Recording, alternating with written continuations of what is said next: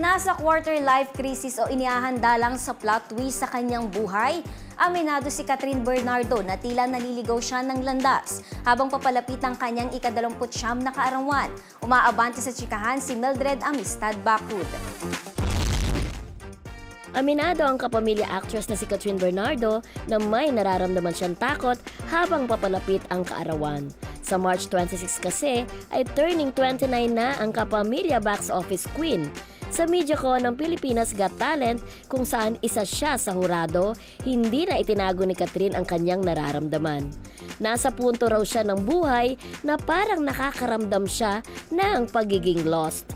Minsan na rin umano niya itong na-feel matapos ang pagbibigay ng mensahe sa Thanksgiving party ng The House of Us na isa sa blockbuster movie nila ng ex na si Daniel Padilla.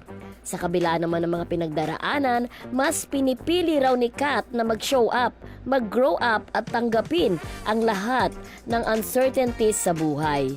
Say pa ni Kat, posibleng birthday blues lang daw ito o kaya naman quarter life crisis lalo na't madadagdagan na naman ang kanyang edad.